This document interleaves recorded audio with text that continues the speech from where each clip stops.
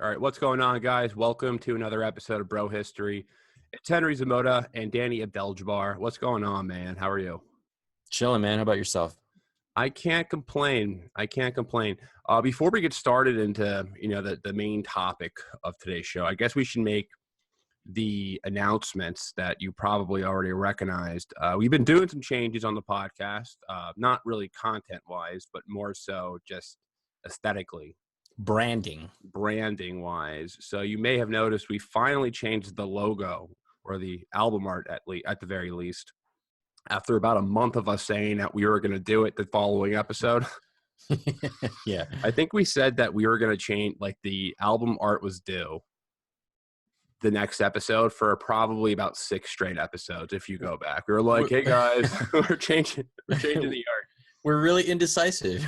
We couldn't land on a color. No, we couldn't. We could not land on a color. We were arguing for about a week over what color to have in the background. And I think it turned out pretty good. The new logo. The tank guy is definitely going to be here to stay. Right. We like him. We like the tank guy, but, we're both indecisive. We're both pretty. What's cool about it is that we played around with a lot of different types of backgrounds and colors and fonts and shit like that. So it's totally possible that we just like switch up the colors and the backgrounds every now and again just for fun, right? But generally speaking, tank guy, he's like going to be the centerpiece. We still have the BH logo in there. We still have Bro History, obviously. And I think it really fits the tone of the podcast, and I think it looks dope. And hopefully we can start making some merch with that stuff on it too. Yeah, lots of changes. New album art, new logo, new co-host. Just kidding, Danny.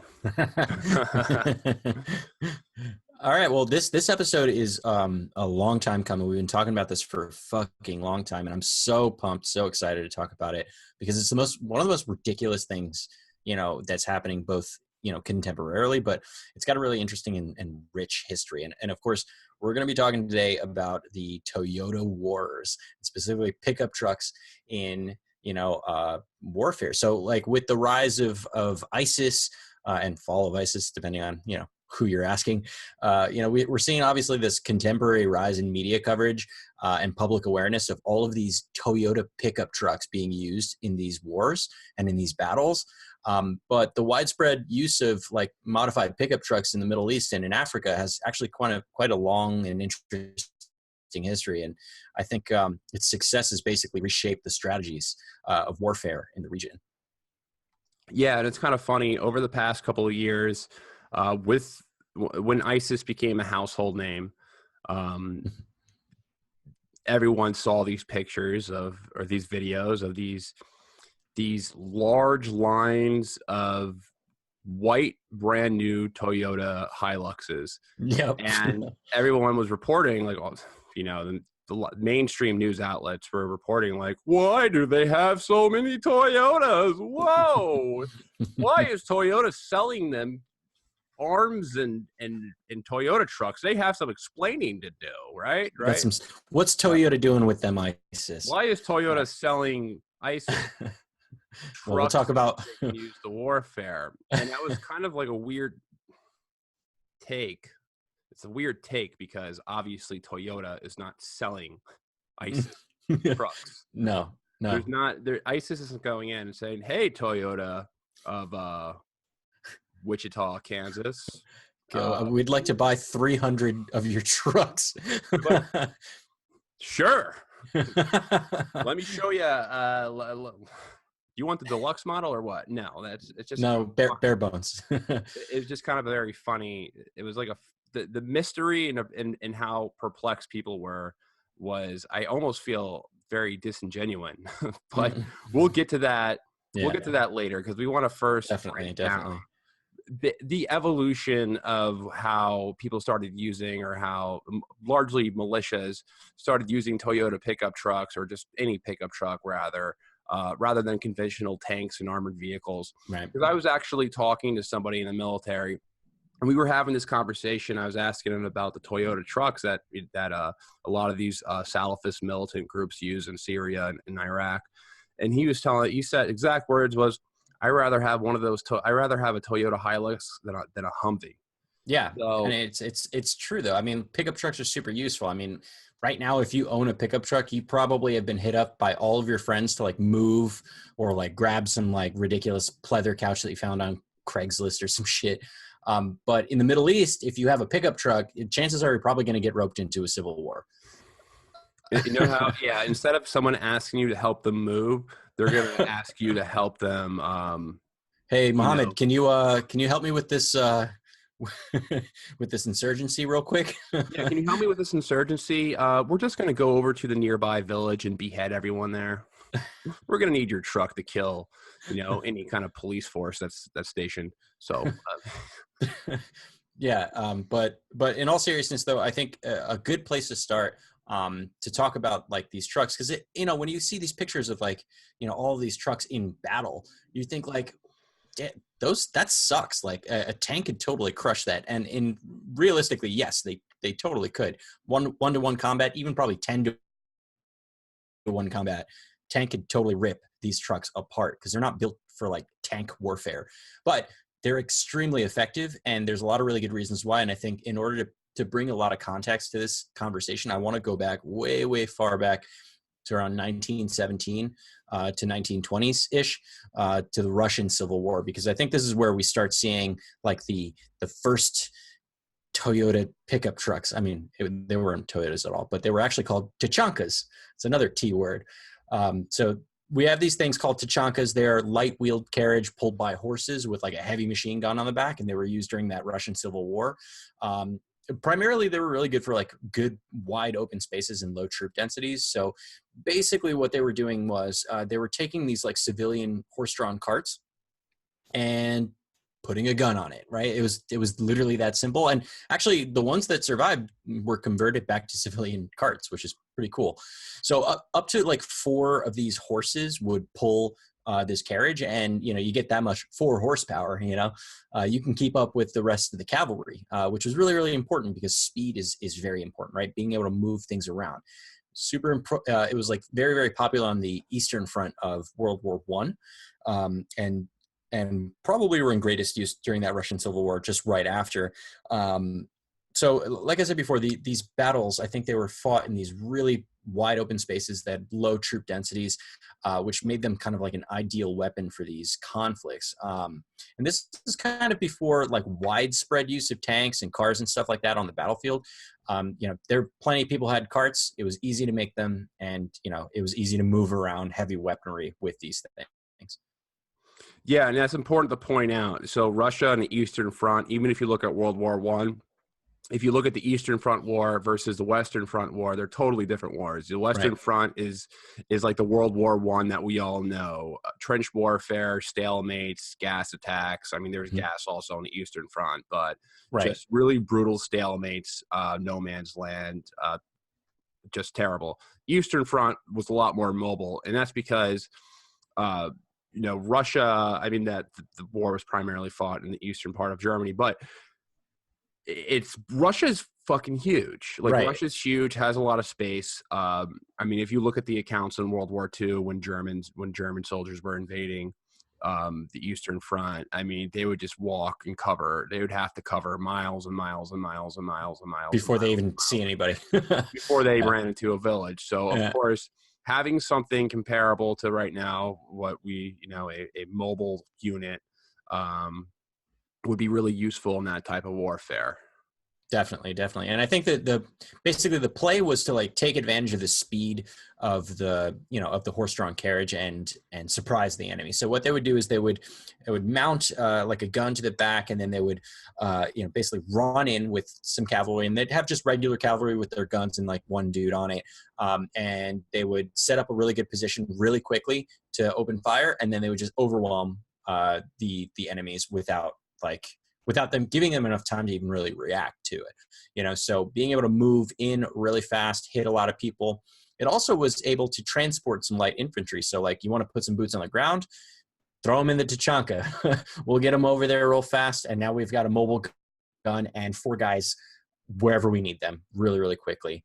And the fact that it was rear mounted, the gun itself, it made it really great, like hit and run kind of thing, right? So they'd be able to go in, open fire, right? And if they're getting overwhelmed, they can haul ass in the opposite direction and still shoot people that were chasing them, which was obviously made their retreats a lot easier and a lot more effective. And so there was this actually really popular Ukrainian anarchist leader.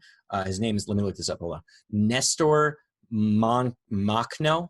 We always get these names wrong. Makhno. I'm going to say Makhno. And basically he pioneered like the tactics and the use of tachankas like en masse during that Russian Civil War. And they used them so heavily that they referred to themselves as the Republic on Tachanki, which is funny. They were naming it after their trucks. It'd be like as if ISIS called themselves, Islamic State of Toyota Hilux. The Toyota stand? Toyota stand. Yeah, exactly. So, I talk about this because what we learned from this is that speed is everything in a lot of these warfares. I mean, like we talked about, Sherman tanks versus Panzer tanks, right? And a lot of it was just like Sherman tanks were a little bit faster. They can move around quicker. They're more mobile. They can get across bridges easier. They were a lot lighter. And yeah, if you stuck one up against a regular Panzer, like that shit's going to die. But if you overwhelm them and move quickly and, just blast and run, you're going to be really effective in battle. And I think this is where it really, really started coming up. So kind of jumping ahead, several decades, the different types of trucks that they were using range. Obviously, it wasn't just Toyotas. A lot of them used Ford Rangers. There's like a bunch of them on the ground. Mitsubishi L200s were also pretty popular. But of course, Toyota Hilux and also Toyota Land Cruisers were like the primary trucks that were being used. And honestly, these things are pretty rugged. I saw this one video online of like an old Toyota Hilux, and they were just like wrecking it. Like they hit it with a wrecking ball, they put it on top of like a building, and then they did a controlled demolition. And then later on, they just still drive the thing onto stage, and everyone's like cheering about how amazingly like rugged and hard this thing is. And for better or for worse, yeah, these things can be used in war. But Toyota was always super shy and like weary about obviously insurgents using their trucks for warfare, in the region. But there's this one knockoff, like Toyota truck by a Chinese company called Zhongxing. I believe I'm pronouncing that correctly.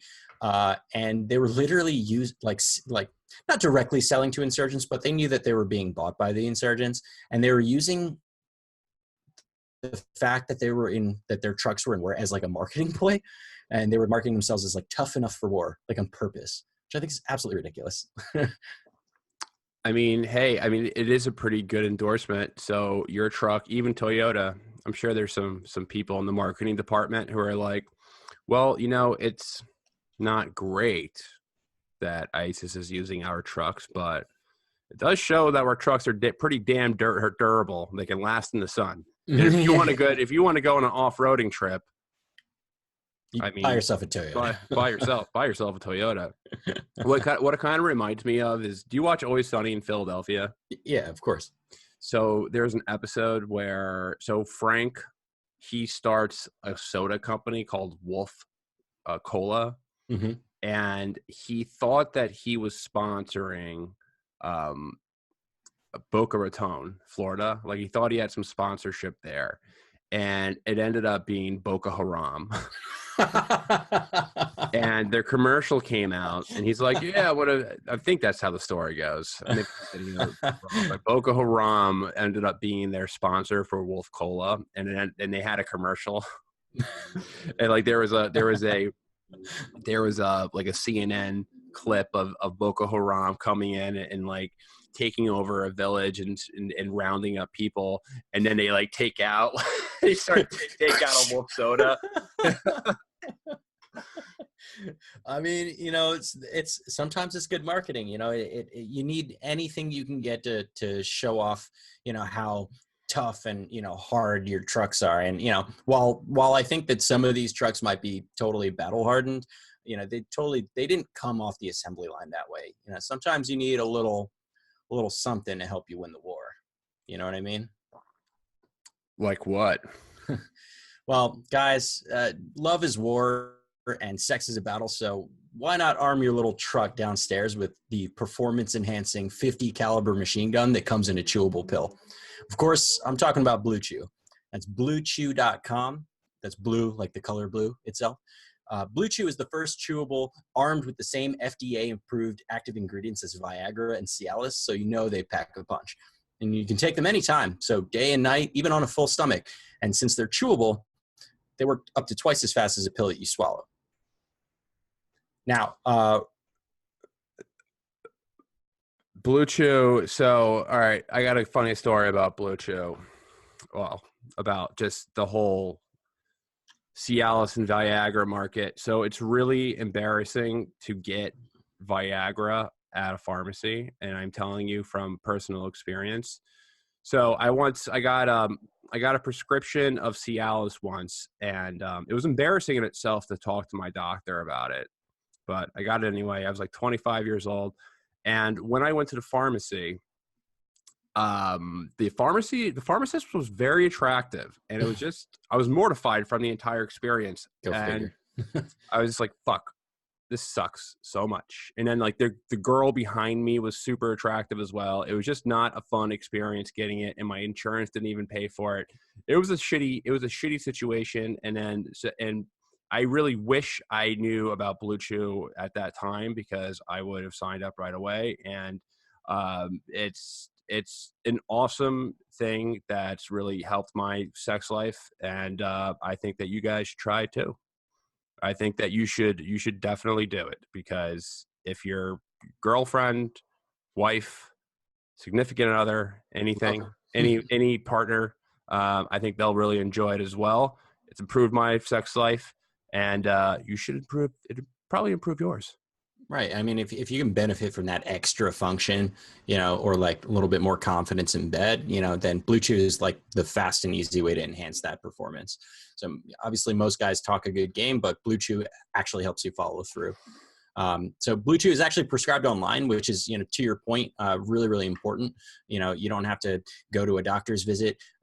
It's shipped to you in a discreet package. There's no waiting in that pharmacy and having to embarrassingly sign off on those on those performance enhancing pills. That removes all the awkwardness. They're made in the USA, and since Blue Chew prepares and ships directly, they're cheaper than that pharmacy, which is also really important for your wallet. So right now, actually, we've got a special deal for our listeners. Visit bluechew.com and get your first shipment free when you use our special promo code BRO. That's BRO. And all you need to do is just pay that $5 shipping. Again, that's bluechew.com, BLUE chew.com, promo code BRO to try it for free. Yes, and Blue Chew is the better, cheaper, faster choice, and we thank them for sponsoring this podcast. Thanks, Blue Chew. Thank you, Blue Chew. All right, back to the great Toyota wars. Mm-hmm. So back to desert warfare. Nothing like a transition. Okay, so 1987. So we've skipped ahead quite a bit. We're talking about Russians using Tachankas back in their Russian Civil War in the 17 to 20s. But really the Toyota War, and really where this gets solidified, is in Chad in 1987. So the Toyota War, or the Great Toyota War, is obviously the name of the war that happened during the Chadian Libyan conflict, which took place in 1987 in northern Chad and on the Libyan border. They take the name Toyota in the Toyota Wars because they literally used Toyota pickup trucks to provide like that mobile gun platform for the Chadian troops while they were fighting against the Libyans. So here's how it panned out. There's this area on the border of Libya and Chad called the Al-Zaw Strip. It's basically a sandy desert, bunch of nothing region between Chad and Libya, and it's the size of it is massive. It's bigger than the entire state of Virginia, which is already enormous. I can't stand driving through it. It's annoying as hell. Sorry, Virginians. And it only has like a couple thousand people that live there, even today. So we got our favorite Libyan leader, Gaddafi. He decides to take over. R.I.P. Gaddafi. He decides to take over that Al-Zaw Strip area for a lot of reasons. So one of the reasons was because he was like doing this whole Libyan nationalism thing, and he thought annexing some land would probably help with that. But also there was this unratified treaty between France and Italy in 1935 that he used to support that claim to the area. And also there was this like king that came before him, King Idris the first, who tried to take it over in 1954, but they got pushed out by the French because the French colonized Chad. And also there was like probably some uranium deposits there, and weapons of mass destruction and all. But so there's a lot of reasons, right? But point though is that he went to go try to take it over. So in 71, it was a Libyan-backed coup in Chad. Like they tried to overthrow the government with a coup. It didn't work. It failed. But even though there was like obviously some animosity because like one country tried to force a coup onto another one, go figure, they still had some like diplomatic ties, and they did some some trade and stuff like that. Ultimately, Chad did end up trading the Al-Zaw Strip for about 40 million pounds. And Gaddafi stopped backing the coup leader, and that was like the compromise that they came to. So in that time that Libya had that area of Chad, the Al-Zaw Strip, they created an airstrip in the region, and they obviously moved a lot of troops in there. And then a whole lot of shit happened that I'm skipping over, but basically one of the Chadian rebel leaders killed the leader of Chad at the time because they thought he was capitulating to Libya too much. And that happened in April 13th, 1975. And now at this point, Gaddafi's pissed, and he's like, oh, well, what the fuck? So he started supporting, some other people again. And at that point, it's all out war, right? So they ended up fighting about 4 separate battles between 1978 to 1983. And that actually brings us to the actual Toyota War, which is just one of those 4 battles that were fought. And it was pretty insane. The Toyota War was the last phase of like a multi-generational conflict between the two countries. That's right.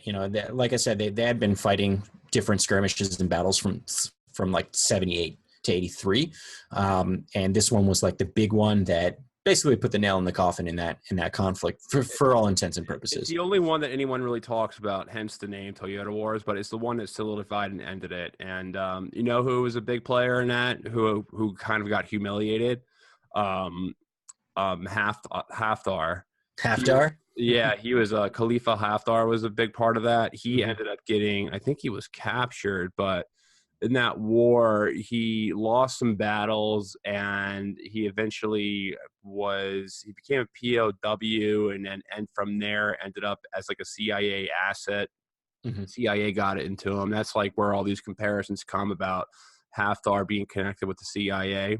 Right. But it's interesting that he was a big part of that war because he's always in the news as far as, I know it's a sidetrack, but Khalifa Haftar right now is, I guess for all intents and purposes, the most powerful warlord in Libya right now. Right. But that's a whole other animal that we can go into another day. Well, maybe he learned his lesson.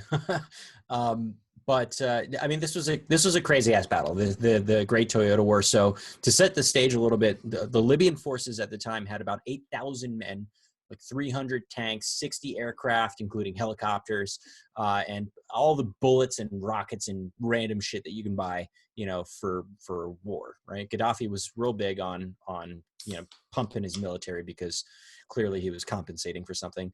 Too bad Blue Chew wasn't around for him at the time. Second plug. But the problem there was that Libya kind of had a lack of organized command in the area. They had a lot of guns and weapons and stuff, but they really couldn't organize themselves very well. And also they had pretty low morale, just generally speaking, whereas the Chadians, on the other hand, had extremely high morale, right? These rebel fighters were like thinking, hey, we're going to kick these Libyans out of our country. They were determined to take that back from Gaddafi, that area. And also, the French were heavily involved. Let's be real. They provided a whole lot of air support to the Chadians. And the most important part of the Toyota Wars, they gave them 400 Toyota trucks outfitted with anti-tank missiles. And this was like that was the reason why they won this war, like for sure. The French gave them anti-tow missiles. Yeah, they gave them missile? anti-tank missiles on 400 Toyota trucks, specifically Toyota Hiluxes, which is crazy. So on January 2nd, the Chadian army stormed a bastion located in the village of I can't pronounce this, Fateh, something like that. So this place was like heavily fortified, and lots of guns and tanks and shit. But the Chadians knew the terrain better, and they were able to take them by surprise by using those like super fast moving Toyota trucks. Some things that they learned, which was pretty interesting, is that you can run over anti-tank mines on a Toyota truck as long as you're going like 60 miles an hour or higher, which is pretty cool. So wait, so you can go over an anti-tank mine with a Toyota truck or with any motor vehicle. Well, yeah, if you're going a certain speed, then that the mine won't explode.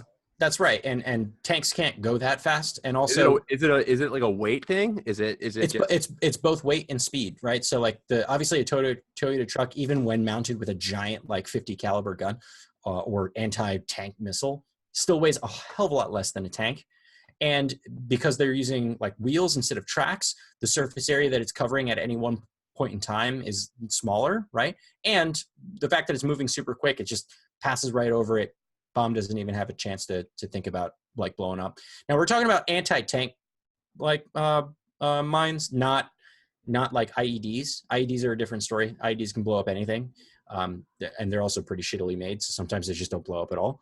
But we're specifically talking about anti-tank mines, and this is important because Libya at the time in this one bastion, they were armed to the teeth, and they were prepared to take an all-out war against other tanks and like a military force, like a big military force. But they weren't expecting 400 Toyota trucks with anti-tank missiles strapped to the backs of them. So what they did was it's absolutely insane the amount of people and things that they killed. So they killed 800 Libyan forces. They destroyed 92 tanks and 33 armored vehicles. They captured a couple of things as well. Anything that they couldn't take with them, they just destroyed it. And Chad only lost 50 men total. It sounds straight up like a Mongolian sack. Yes. Because just think about it, like the Mongolians used to overwhelm their enemies with a smaller force of archers, and just because they had the speed and they were to maneuver really fast, and like they wouldn't.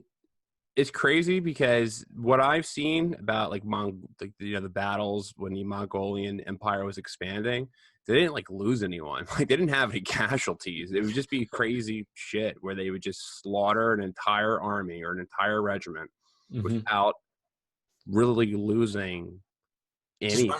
Run around on horseback shooting people. Yep, that's how it works. Just running around on horseback shooting one, and then a Toyota truck. I mean, how fast can a Toyota truck?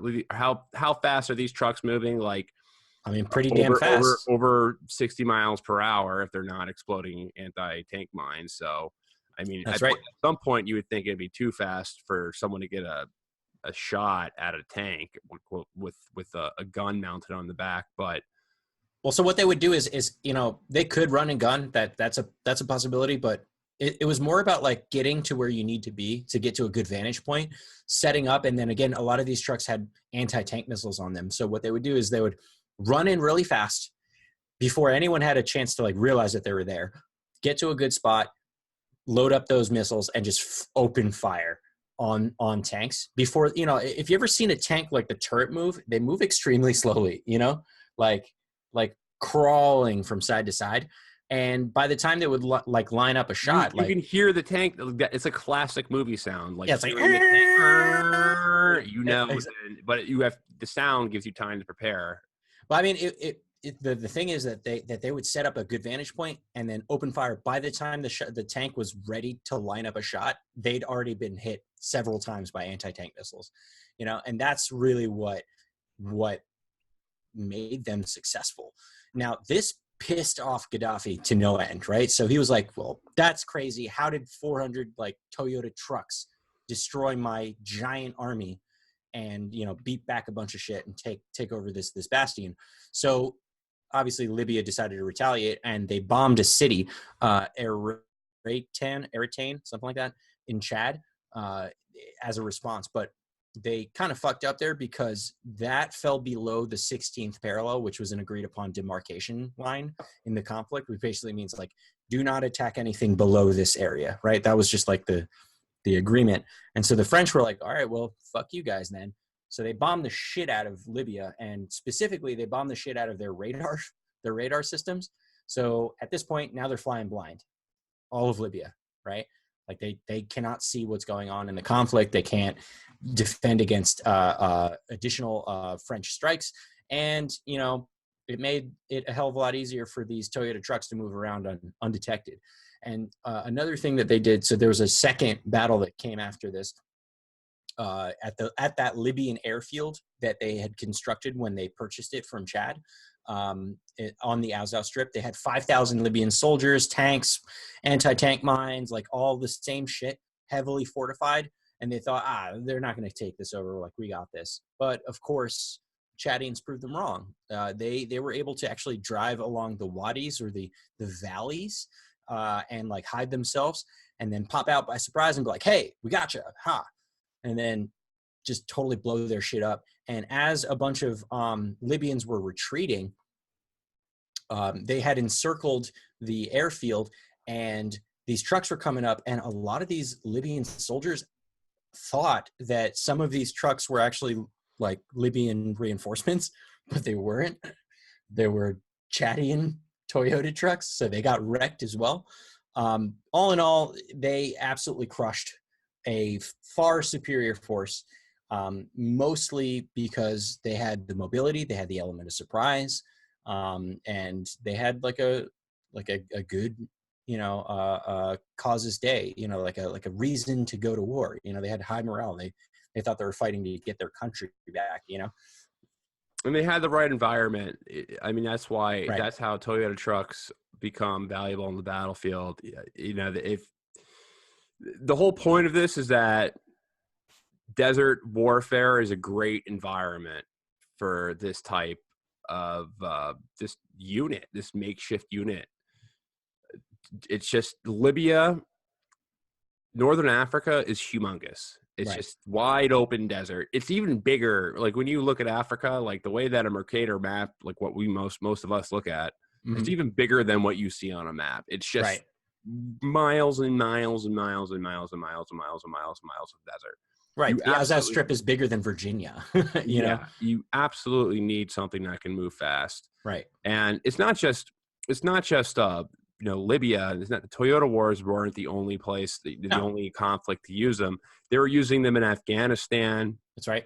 In the Afghani Civil War, they Mm-hmm. were highly used to sack Kabul. Mm-hmm. And then they were used in Somalia as well. That's right. Yeah. So actually, there's a term for the type, you know, for these trucks. It's called a technical, which is also just like a truck or a 4-wheel drive vehicle with a heavy machine gun or a rocket launcher, anti-tank weapon, something like that on the back. And basically, the term technical comes from, you know, Somalian conflicts and Somalian warlords. So what, you know, that Somalia has been in conflict for a whole long time. Like they've got their own set of problems, and I'm not going to give all of the backstory there, but No, basically, Somalia is great. Shut but up. well, they got great trucks. So They have great seafaring. yes, they have lots of great pirates. It's a great place to go whale watching. Sure. So because like international restrictions, barring like the use of private security and things like that, basically warlords would hire local gunmen, and they would get these technical assistance grants, which were just basically money to buy anything that wasn't specifically weapons, and they just literally use them to buy trucks that they can mount guns to. And eventually the term became like the truck itself was a technical, right? Coming from the technical assistance grant. But there are also some like other stories about how the term might be coming from like the 80s when the Russians came to Somalia And there was this Russian arms manufacturer called Technico, and they started mounting weapons on the backs of Somalian vehicles for the Somali national movement. So Russia came out of nowhere in the 80s to Somalia and was like, hey, we got this great idea. We used to use these things called tachankas. So we're going to make you guys some tachankas, some like modern day tachankas, which is kind of cool. That's part of the reason why I wanted to talk about this. That was nice of them. Yeah. So they basically, the whole point of this is that irregular armies, so, warlords in Somalia, or, rebels in Chad, or, insurgents in, in the Middle East, like ISIS, these irregular armies, they perceive strength in terms of like, charisma and like how many weapons you have, right? So like having a lot of trucks specifically in Somalia is like a symbol of strength, right? It's like having a lot of camels. Exactly, right? So like a warlord's power is measured by how many like fucking Toyota trucks with guns on them he has. Is that what you give at a gift at a wedding? In a Somali wedding? At the Somalian quinceañera, you get 15 technicals. It's, the joke is for Arab countries is like, yeah, I traded my sister for 12 camels and a goat. Is that how they do it in Somalia? I don't know. Four Toyota trucks and some and some bullets and some RPGs. I mean, they all do that. Right. Well, I mean, the point though is that, not well-funded armies and things like that use these things because it fits that traditional niche of like a cavalry, right? So mobile operations. They're fast, they're mobile, they're able to strike from unexpected directions. You can flank people. You can obviously use automatic fire with heavy weaponry really quickly. And these specific trucks, specifically the Toyota Hilux, like they're very rugged and they are cheap and the parts are widely available. And, obviously you're not going to be able to stand up to a tank in them, but like it's the Sherman tank debate, right? It's just throw more at them, right? Throw more at the problem. So I guess. And what's the blue? I don't want to interrupt you. No, that's fine. What's the blue book value on a Toyota Hilux? I don't know. They're not actually available in the U.S. market. I assume that they are close in price to, like, say, a Tacoma, like a Toyota Tacoma or a Toyota Tundra. They're definitely around the same price. What's the blue book value on? I mean, if you get one, or a Tacoma, like if you get one brand new with like bare bones, which is probably what they're buying, you can get one for like $18,000. Which is that's cheap as hell. Yes. It's nothing, right? Especially when you're talking about like a Humvee, for example, costs like $1 million, something ridiculous, probably. How much does a Bradley fighting vehicle cost? Oh, well, let's not get into that. They're expensive. A Bradley fighting vehicle costs. I have zero clue what the unit is right now, but at one time, it was like what, $180 million a unit, something like that. It was ridiculous. We had a whole episode on that. If you guys are interested. We did an episode on it called The Pentagon Wars, but there's a movie on it as well called The Pentagon Wars. We stole the name. All right, but back to the trucks. The Bradley fighting vehicles were super expensive. They were just kind of like these monstrosities that were products of the military industrial complex, of them trying to make things as expensive as possible, but not getting a return on the actual value of the right. actual unit. They like over-engineered the a solution to the problem. Right? This is the opposite of it. Right. It's like the Toyota trucks are the opposite. It's like, all right, well, you put, it's like guerrilla warfare that's fine. It's being resourceful, grabbing a truck that anyone can drive, because let's face it, I mean, I don't know how to fucking operate a tank. Do you, Danny? No. You know how to operate a Humvee? I mean, I'm sure a Humvee would be you could, but so speaking of Humvees, I got a pretty good anecdote. So y'all probably know Major Danny Sherson. He's been on the show twice already. Once you and I, we went out to drinks with him in New York City after his debate there. And we got to talking about this because we've been talking about this Toyota work, conversation for a while.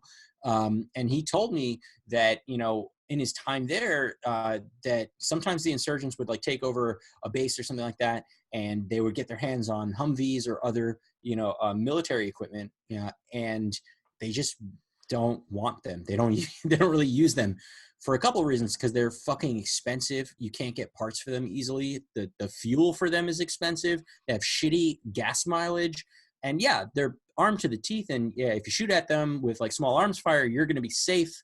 It could probably take a hit with an RPG and be safe.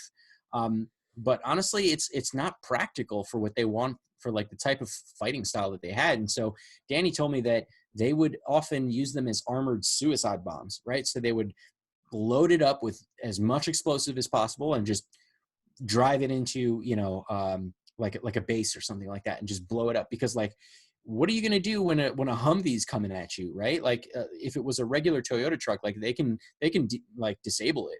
But with a Humvee that's heavily armored, they can shoot at it all they want. It's gonna get where it needs to go. So they were literally just throwing them away. It makes perfect sense. It's just using it as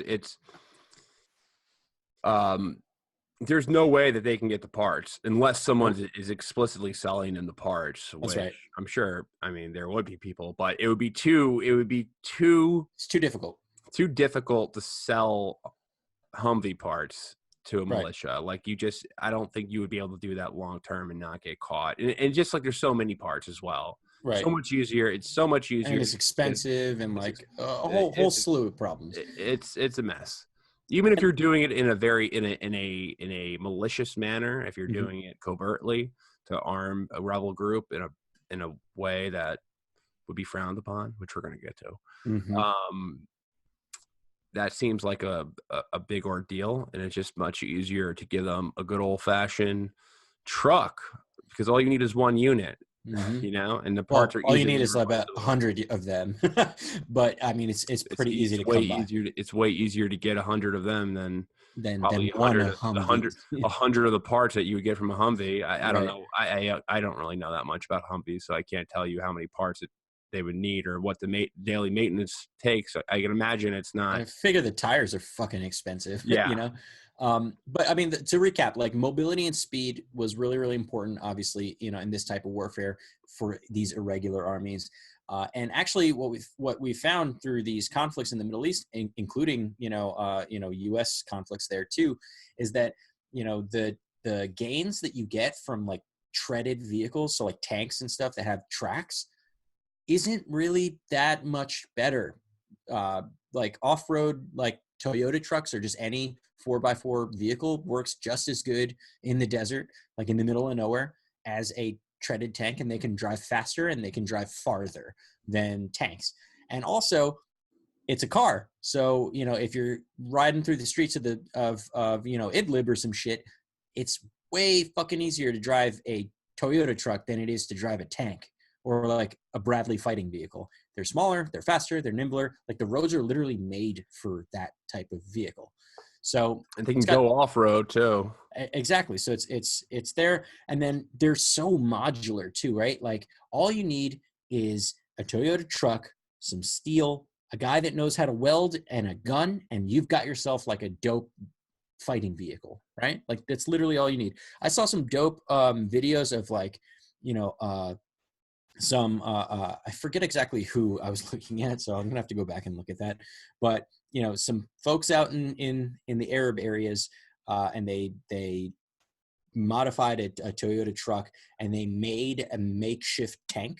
They basically stripped the outside parts of the car and put like fucking metal sheets all over it, and made like a little mini fake tank on the chassis of a Toyota truck, and it drives like a Toyota truck, and it's probably a hell of a lot cheaper than a tank. And I don't know how well it works, but it looked like it worked okay. And the turret was operated by like a PS4 controller or some shit, which is pretty funny. And like when they get their hands on these military equipment, like I said, the Humvees, they just throw them away.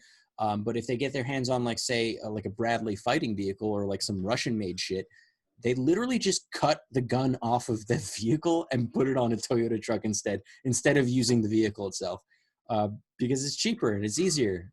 It's like all we need is the gun anyway. Like you can keep the rest of it. It's funny because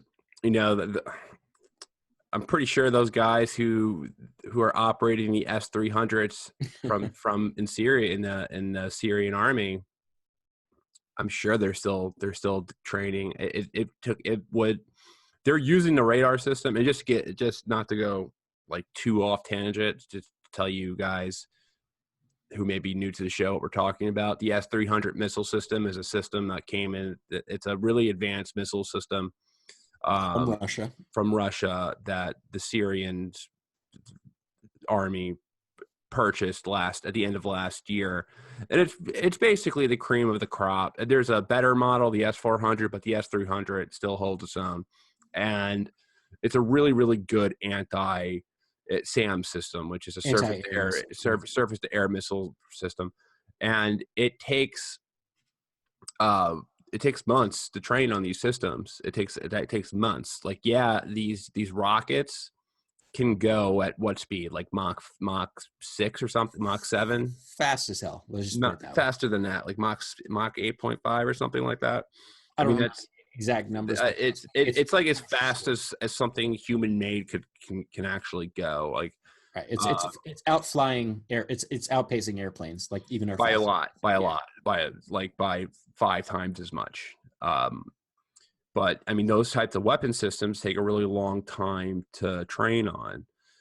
The wars that are going on in the Middle East, just take a truck, take a gun, put it together. Right. Ain't nobody got time to train on an advanced weapon. No one has time to train on shit. Right. No one has time to train on some advanced. They need something that you can click and go boom. You know, right. It's like they got a caliphate to build. They ain't got time for that shit. I mean, that's why same reason why they got AK-47s everywhere where there's big insurgencies, because AK-47s are cheap as fuck, easy to use, and they're durable as hell. Like, I mean, you could throw an AK-47 in the mud and leave it in the mud for days, and then smash it against a brick wall and just throw it down a mountain, and then you'll pick it up and it will still fire. Like, you can do whatever to an AK. That thing's still going to fire. These trucks are extremely durable. They are, and what's really important, what's underlooked, is that they're really good in the sun. I mean, it gets hot and in the as dust. hell. In the dust and the sun. It gets hot as hell in the Middle East. It gets hot as hell in Northern Africa. Toyota trucks got good ACs, yo. Let me tell you. Dude, I don't know if they're loading the antifreeze in there or putting the Freon in there on a daily basis. I'm sure those guys are. I'm sure those. Oh, I got a fucked up story. I got to tell you. Sideways. Okay. Off track. So, all right, I'm a dumbass, as everyone knows. So, when I was younger, this is an embarrassing story. So, I played, I played basketball in high school, and one day I decided not to.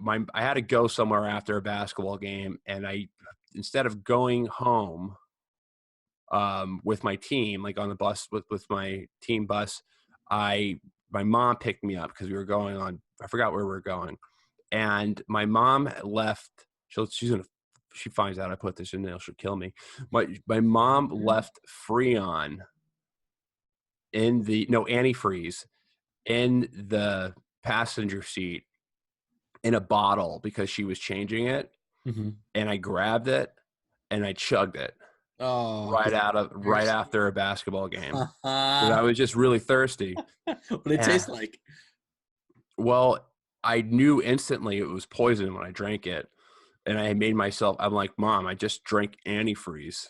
I never had drank. I knew what it was. I realized it was blue and it wasn't Gatorade.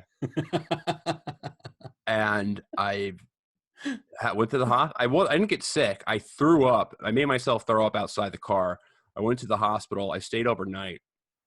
And then they were talking. The doctors thought I'd try to kill myself. So I had to go through a psychiatric evaluation.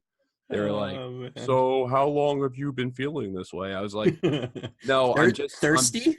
I'm just really, thirsty. I was thirsty. I was explaining. I was like, I was thirsty. I was coming back from a basketball game. Because you get That's thirsty. great. And so I chugged the antifreeze by accident. had to go to the hospital. They had to fill me with anti-poison or whatever it was for a day. I didn't get sick at all. I guess the anti-poison worked, or I threw it all up. But yeah, I was like 15 or 16 years old. That's hilarious. And then a doctor came in. Everyone was talking to me like I tried to like I was someone who was unhinged. And then finally a German doctor came in who like released me. And he was like sympathetic. He's like, I used to play basketball too, and I did the same thing when I was young. Oh God. I was like, this is weird. Oh man. That's crazy. The guy, no, I did the same thing. All right. Sorry. Side tangent. Cool. I had to throw that story in there. It was a good one. All right. I think we're at a good point for us to talk about like how the fuck is ISIS getting all of these damn trucks, and that I think is important. So before we jump into like how are they getting these trucks, I wanted to put a funny little fact here. Toyota actually has or had a minivan model called the Toyota Isis. I shit you not, it's spelled exactly the way you think it is, the Toyota Isis. And it was a very well-selling model in the Japanese markets. And they continued to sell it till like 2016, 2017, when they discontinued it because they were like catching a lot of flack for already having so many like of their trucks in ISIS hands. And they were like, okay, yeah, maybe that's a bad idea. So they discontinued it. So the Toyota, the Toyota Isis, it's a thing, Well, they were calling them ISIL before they were calling them ISIS. So maybe that's true. Maybe they got confused. ISIS is also an Egyptian god. So right. ISIS ruins everything. Cool. Isn't ISIS the name of the what the group is in the show Archer? Yes. Yes, Archer? It is. Don't they call themselves ISIS? Yes, but that was before ISIS. So, that was before they before Al Qaeda of Iraq rebranded themselves as ISIS. Right, exactly. It's funny, but I mean, Obama would call them ISIL, and then he started calling them ISIS. People started calling them ISIS, and like after they started beheading journalists, but they were being called ISIL for a while. So maybe they just took them a while for the news to get over to Japan to change. But yeah, the big question is why. How the hell are all these Salafist militias getting these trucks? And I want to segue into a funny story. So back in 2003, I believe it was 2003.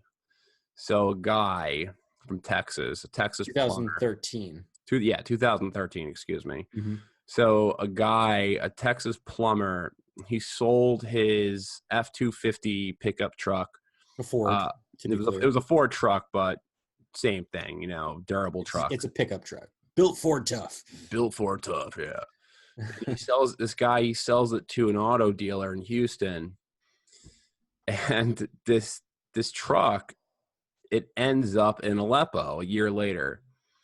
And the big problem is that the auto dealership that he sold this truck to, he's a plumber, it was a plumbing truck, didn't remove the details from his paint job. The decals. Yeah. So like he had his phone number on the truck. Like the name of his company. The name of his business on the truck. All of the details on his truck. And it was literally in a recruiting video or recruiting picture for a Salafist militia that had links with both ISIS and Al Qaeda, like a group, not a moderate rebels, a U.S. terror list organization had the truck. So people were like, "What the fuck?" They started calling him.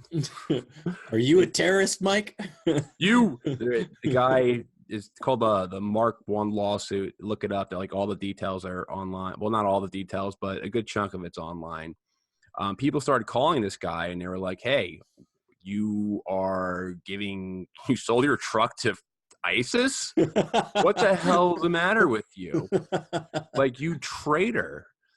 And this guy's like, "Oh, I don't know what's going on. I just sold it to a Houston car dealer." So he sold it in 2013 in October. A month later, it was the dealership sold it. And then I think a month later, in just like the late 2013, the truck was exported over to Turkey. And then what's interesting is that Turkey is really where most of the weapons are smuggled. They're smuggled through Turkey because Turkey's right above Syria. Right. So it's really interesting. And Aleppo is pretty close to the Syrian border as well. So it's very interesting that this guy's truck ended there. It took a long journey from Houston, Texas. It ended up in Turkey and then in the hands of ISIS in a promotional video. And this guy's life, for all intents and purposes, I don't want to say ruined. I'm sure he's doing fine now after the lawsuit, but he had some hard times. It had some hard times. I think his secretary quit because they were getting so many death threats. How dumb do you have to be, though, to think that guy was actually like involved and with ISIS? Like, I got a better question. Mark's Plumbing with supports ISIS. Like, that really comes to your mind. Like, oh, I think that probably got there by accident would be my first thing. Like, if we saw somebody, if like Capelli's, electrics, like an electrician from New York, their truck ended up in the battlefield in Aleppo. I wouldn't blame Capelli, the guy who owned that truck. I would immediately think like, okay, that somehow got into the hands of ISIS by some crazy government project. Like that would be my first thing, even before I started getting more into international politics type things. Nope. I got a better question. Nobody's talking about like ISIS in this situation. They left the decals on too. Like, what were they thinking? Like, yeah, Mark's Plumbing looks good. Off to battle. They didn't give a fuck. They're like, yeah, that looks cool. Maybe they couldn't read it. Do you think they're gonna take the time to paint over the truck? No, just like remove the decal or maybe put like an ISIS flag on it. They're like, nah, this is cool. Mark's Plumbing. They don't have the talent to go do a paint job. I don't know, man. Some of the shit that they make with those trucks, like they spend all the time to mount a fucking, like Browning like 50 caliber weapon onto the back, like an M2 Browning, or like some Russian made shit. But they look at the decals, which are literally stickers, and they're like, yeah, that's fine. Ship it. And then they take a picture of it and put it in their like training video. Maybe they did that shit on purpose to troll him. They're like, fuck you, Mark. Maybe somebody had a great plumbing experience and thought they were doing him a favor. Like, oh, Mark Plumbing, I really like that. Yeah, maybe. Hey, I bet that guy's business is probably doing better now. Yeah, maybe. Like, hey, I'm Mark from Mark's Plumbing. Remember when my truck ended up in Aleppo? Oh, it was a mistake. Funny news, though. But if you need a good plumber, I got you. If you need a good plumber, I'll plumb the jihad out of you. I don't know how. Yeah, that didn't really go as well as I expected that joke, but whatever. All right, so like, how did ISIS get Mark's truck? All right, so like these weapons, and it's not just trucks; it's everything. Right. So what happens with these trucks is that they circulate into the hands of extremists by one way or another, and it can happen in various ways. So it can happen through trades. It can happen through tribute. It can happen through surrenders. It can happen through mergers. It can happen through defections. And when I say all this stuff, I mean that in 2013, the United States started giving the moderate Syrian rebels, moderate with air quotes, they started funding rebel groups in Syria with the intention to overthrow Bashar al-Assad. They started doing that as early as 2012. They started doing that before, the alleged chemical attack that happened in the alleged Ghouta chemical attack. Or no, they started funding them before the Syrian government even admitted they had chemical weapons. So they started actually training people in Jordan in 2012. The FSA guys started requesting those types of trucks because obviously they're great for warfare. So the United States was actually buying them Toyota trucks. So what happened is that through Barack Obama's non-lethal aid package, when they started sending these over, and then they would go to Turkey, and then they would go down into Syria, they would get in the hands of who the U.S. State Department deemed moderate rebels, air quotes, moderate rebels, all the time, because the U.S. State Department has come out and said that there were no moderate rebels, or no, it's just kind of funny. And basically, it's complicated. They would surrender, like there's, they get their ass beat, and then they're like, fuck it, like we lose. Or they would serve as intermediaries, so guys would just wear multiple hats. So I would say, I'm in the FSA, but I'm actually in ISIS. Or they would just defect. They would just straight up defect. There was that famous story about those 3,000 FSA fighters who defected immediately to ISIS back in 2015. They gave away all their weapons. They gave away all their trucks. They gave away everything that they owned. And there's stories like that all over the news. If you just type in FSA defections, you're going to find a lot of them. FSA surrendering, you're going to find a lot of them. Because the truth be told is that it's pretty hard to come by trained militiamen, and a lot of the people a lot of the guys in the FSA, they weren't competent fighters. So right. They were, any chance of there being like some moderate ragtag liberal kind of secular rebel group in Syria was kind of unrealistic, because the guys who knew how to fight were the people who were veterans of the previous wars, and the people who are the veterans of the previous wars were part of the Sunni-based insurgencies in Iraq. Those are the guys who started forming all the militias that really became the leaders of the rebellion in the war in Syria. So it's a mix and match of both. These people, these moderate rebels, these Salafist groups, they were getting these weapons through different means, but it really just came through the countries that were sponsoring them. And when I say the countries that were sponsoring them, that means the United States, Saudi Arabia, Qatar, the United Arab Emirates, Britain, France, Israel, all the Western countries who had a hardline stance on Assad must go. Mm-hmm. So that's how they got those cars. They gave them to rebels that they said, okay, these guys are moderate. We're going to start funding and arming them. And these trucks in particular, they came in through a non-lethal aid package. A non-lethal aid package included trucks. These trucks right. are lethal weapons. I mean, a truck is a lethal weapon at the hands of a 17-year-old girl. Right. Of course, it's going to be a lethal weapon in the hands of a 25-year-old hairy Salafist guy on heroin who's ready to rape and kill your wife. So, I mean, that's what happened. Like, it was impossible to vet the people that they were giving these weapons to, and they ended up in the wrong hands. And by all means, a Toyota truck or any truck that you can use, you can mount the gun to, that you can drive 60 miles per hour to, is a weapon. And it was just really bad vetting from our governments, from all the governments that participated in the funding of these moderate rebels that really turned out to be Salafist groups that were under whose main goal was to overthrow the Syrian government. Like, if you want, I mean, I know this is taking a little bit of a tangent, but ISIS and the FSA, they signed a non-aggression pact in 2014. They literally signed a pact saying that we're not going to fight each other. We're going to, for the greater cause of overthrowing Assad. I don't know. If you're not fighting ISIS, if you sign a non-aggression pact with ISIS in a war in Syria in 2014, I'm sorry, but you're part of the problem. Like, you're definitely part of the problem.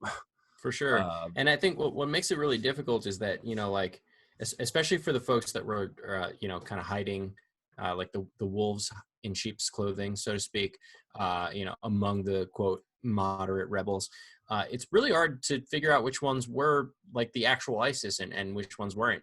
There's so many groups though that it's impossible. Like, you can't. Right.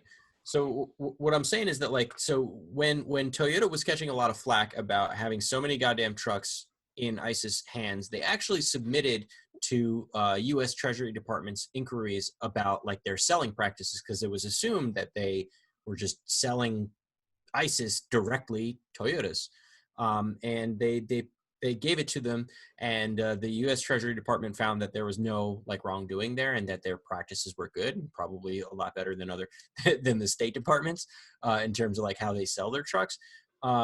And like the one quote that I saw from this one guy who was like a representative of Toyota, USA, was like, terrorists don't go into our dealership and say, yeah, hi, I'm ISIS, I would like to buy 400 trucks. They just go and buy the trucks. They don't tell you that they're ISIS, you know? Just go in and buy them. Hey, I'm right? looking for a good truck for a caliphate. Like, they're not doing that, you know? Like, they're just saying, I need a truck, you know, You know, or I there's need some 4 asshole. trucks for my business, you know? It's like, whatever. You know, there's some asshole who's like, well, come right here. If you're trying to start a caliphate in the middle of the desert, I have your truck for you. Oh, I have the Toyota Hilux. It reminds me, you ever watch the movie Borat? Yeah. You remember the one scene in Borat where he goes to the used car dealer and he's looking for a car, and he's showing him the Hummer, and he's like, I would like very much to buy these as Hummers. How much? And then he's like asking him all these like ridiculous questions, like, if I were to drive into a crowd of gypsies, how fast do I have to drive to make sure I kill them? And the guy's like, yeah, you know, I think 30 miles an hour would probably do it. It's like, You know, there's some scumbag he would definitely be like, well, you know, hey, they bought 50 trucks. They made my quota for 2 years. Hey, I mean, who being in gives sales a is hoot hard, who man. they kill? I'll let the Arabs do their own thing. Being in sales is hard, man. Sometimes you just need to hit quota. But in reality, no, the ISIS isn't going to America, and they're not buying individual trucks, and they're not. That's not how. That's not even like it's like a fantasy. Like to think that ISIS Right. And honestly, a lot of trucks were purchased like from dealerships in the Middle East, right? From individuals, like maybe a couple people bought 1 or 2 trucks or whatever straight up cash and just said like, hey, it's for my business or whatever, right? And I'm sure they acquired like a number of trucks in that fashion. But like when you see these rows of like all the same color, all the same model, all the same year, like brand new Toyota Hiluxes, like that's coming from our Gulf allies. It's coming from Saudi Arabia. That's coming from these aid packages and shit. You know, like this is like a shitty idea that someone had to. Let's give them a bunch of trucks. Let's just throw some trucks in there and act like that's non-lethal aid. Like you know full well that they're absolutely, you know what they're gonna do with it, right? Like there's a.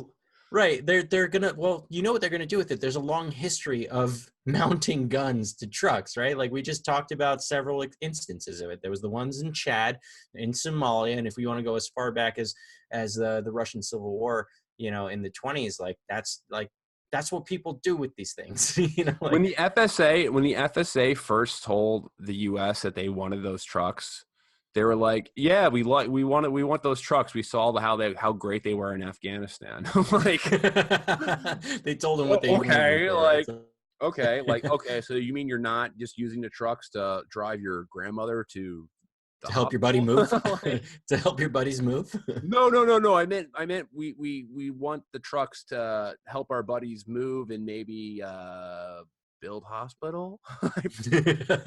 Yeah. It's kind of funny because like there's just like it's so transparent that all these governments involved in arming these rebels, they absolutely had no idea who they were arming, or they knew very well who they were arming, but either or is both bad. Right. I mean, generals will just come out and say like who was the general? I'm trying to think of him. General Lloyd Austin. He said I think he was at a Senate hearing, and they asked him, so how many moderate rebels are left? And he said 4 or 5. And they're like 4 or 5,000. And it's like, no, there's probably around 4 or 5 moderate rebels. 4 or 5 of them. And this was back in 2015. Like he literally said, yeah, there's 4 or 5 rebels left. like who they trained in Jordan, because they trained them all in Jordan. They trained all the FSA guys in Jordan prior in like 2012, and like it didn't work out because they were just a bunch of punks. And it's, of course, they were like, okay, well, the guys who are like pissed off Salafists are way better fighters, and it just all kind of ignited into some huge shitty war that killed. I mean, Syrian war right now is the deadliest conflict in the 21st century. Right. The only like thing 500K people. 500K. The only other war that you can you can compare it to is the war between the Houthis in not the Houthis in the Rwanda, yeah. Hutu and the Tutsis. Yeah, and the Hutu, that's I mean, that war that probably has a bigger death toll, but that was mostly due to like lack of medical supplies and people dying of disease and stuff like that. But like as far as like an armed conflict, I think the Syrian war is probably the biggest war we've ever seen in our lifetime. And definitely in the 21st century, as far as just military the way that military operations go, how many state backers were involved in the war. I mean, it's a terrible, terrible thing. It's on that light note, I think we should transition out. What should we transition to? Where do we go now? Do we talk about like Legos or something? I don't know. Whoa, funny that you mentioned that. Legos. I saw when I was doing the research for this, and this is totally unscripted too. I saw that they had like a Lego kit. What are you talking about? Everything that we do is unscripted. There's not a single thing we... Well, I mean, unplanned, I should say. I definitely didn't write this down.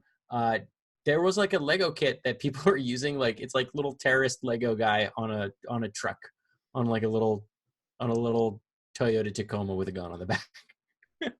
You know, I saw the exact same video because I was looking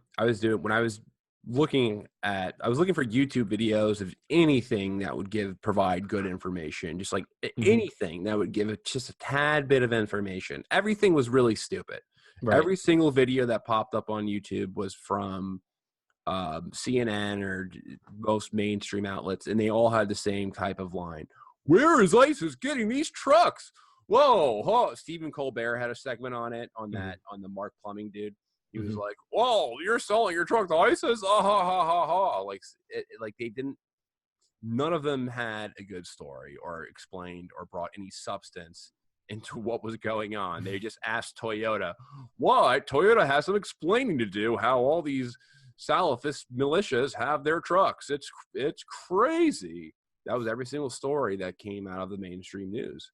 Yeah. And it doesn't take, you know what you could easily do? Like if you really wanted to investigate this, take one of those trucks, because I'm sure there's many that you could take, and track the parts and see where they came, what factory. Just look at the VIN number. Every single one of those cars, every single piece in those cars, you can track them back to the factory that they were made. You can track where they were from. So it's not a hard thing to discover. It's not hard to find. You could easily just give me the Carfax. Just give me the Carfax. You could give me the Carfax. Find out probably each and every one of those cars, where they were manufactured, and every single dealership they've ever been in, and who they were bought by. It wouldn't be a tough case. Like if I was an investigative journalist, which I'm not. Isn't that an easy story to really take? Just call some people. Like you can probably get sources of people in Syria or people wherever. Just give me the VIN number. Just get the VIN number. Hey, were you involved in an armed conflict? I'm trying to get the actual pieces of this truck. I want to see what factory they were made. Send me the truck, whatever. Go there yourself. I don't know. I'm sure there's a way to get a validated VIN number or tracking number or factory number on a part of one of these trucks, and just trace the trucks back to where the factory was made and check if is it that hard to do that? Has anyone, am I missing something right now? Has anyone done this piece? Has an investigative journalist, have they done that investigation of where these trucks come from? I'd love to know. What factories they were built? And I mean, there's thousands of trucks on the battlefield. you can do an investigation on maybe 100 of them, right, and find exactly where they were made. It's funny. I mean, if you're the president of the United States, you could easily just make a couple of phone calls and pretty much get to the bottom of it. Hey, I need you to get me the VIN number on that thing. Tell me where that truck was made. Hey, it's kind of weird that ISIS, they're not getting American. Huh? Another reason to bomb them, huh? Man, they want to get Japanese cars. Not American cars. Not American cars. That would be funny. On a lighter note, it's just to show my discipline throughout this entire podcast. I spilled a soda on my lap. Nice. About 40 minutes ago. A wolf soda? A wolf cola? Not a wolf soda. Not a wolf's cola. I spilled a cola on my lap about like minute 20 of this podcast. And you've just been sitting in it. And I've just been sitting in my cola still. And my hands are really sticky. And it feels like I peed my pants a bit. Haven't complained once about it. I usually get up like 3 times just to go pee in this show. Haven't peed once. So I feel like that was a pretty good accomplishment on my side, right? As far progress. Yeah. Not sitting through my cola musk. Now my balls feel really sticky. My chair feels like it's going to need some deep cleaning, and some random paper that I don't know if it's important or not is now covered in cola moisture, and I'm going to probably have to throw it away. So I'm hoping it's not a password to something that I use on a regular basis. You keep your passwords on fucking paper? What on napkins. I do all my research on napkins. All of my notes, all of my files, and all of my enemies are all on Wendy's napkins that I have in different. I got the documents right here, Henry. I got the documents right here that prove that George Soros was born on planet Titan on year 478570. They use a time shifter by combining time crystals. I'm not in the mood doing Alex Jones things right now. My voice isn't in the mood. All right. Well, let's just wrap it up. Let's just wrap it up, unless there's anything else to talk about. I don't know. That's about it, I think, on this topic. On this topic. There was some other stuff in the news that I wanted to talk about, but it's all kind of depressing stuff. So let's skip that for another episode. And thanks everyone for joining us today. We look forward to bringing you more content in the future. And any words, Danny, before I don't forget to like and subscribe and rate and review the podcast. Rate and review. Thanks for the reminder. Yeah, if you guys enjoy the show, if you're new, and you're listening on Apple, make sure you rate and review the podcast. I can't tell you how much it really helps the show grow. The more people that rate and review it, it just makes it better. Like it helps us a lot. It also it gives us feedback. It gives us feedback, first of all, and second of all, it's just great to get a positive response when people like it.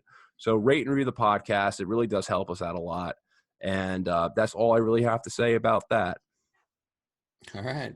Peace out. Peace.